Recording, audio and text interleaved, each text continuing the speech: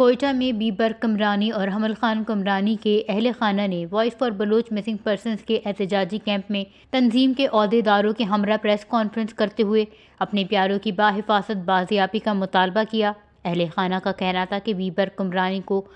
5 دسمبر 2025 کو کوئٹہ کے علاقے قلی کمرانی میں ایک شادی کی تقریب سے، جبکہ ان کے بھائی حمل خان کمرانی کو اسی روز مستونگ کے علاقے دشت میں ایک چیک پوسٹ سے مبینہ طور پر حراست میں لیا گیا تھا، تاہم ان دونوں کے بارے میں تاحال کوئی معلومات فراہم نہیں کی گئی ہیں۔ پریس کانفرنس سے خطاب کرتے ہوئے سعیدہ بی بی نے کہا کہ اہل خانہ نے متعلقہ تھانوں، سرکاری اداروں اور لاپتہ افراد سے متعلق قائم کمیشن سمیت تمام متعلقہ فورم سے رجوع کیا،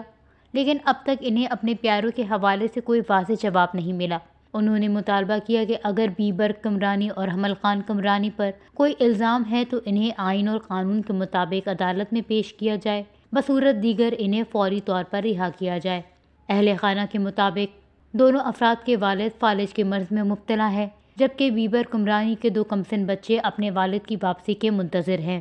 ان کا کہنا تھا کہ خاندان کے واحد کفیل کی گمشدگی نے انہیں شدید ذہنی اور معاشی اختلال سے دوچار کر دیا ہے۔ اس موقع پر voice for Baloch missing person کے عہدیدار بھی موجود تھے۔ اہل خانہ نے حکومت پاکستان، ریاستی اداروں، عدلیہ اور انسانی حقوق کے اداروں سے مطالبہ کیا ہے کہ بیبر کمرانی اور حمل خان کمرانی کے معاملے کا فوری نوٹس لیتے ہوئے ان کی موجودگی اور حالت کے بارے میں اہل خانہ کو آگاہ کیا جائے اور ان کی جلد از جلد باحفاظت بازیابی کو یقینی بنایا جائے۔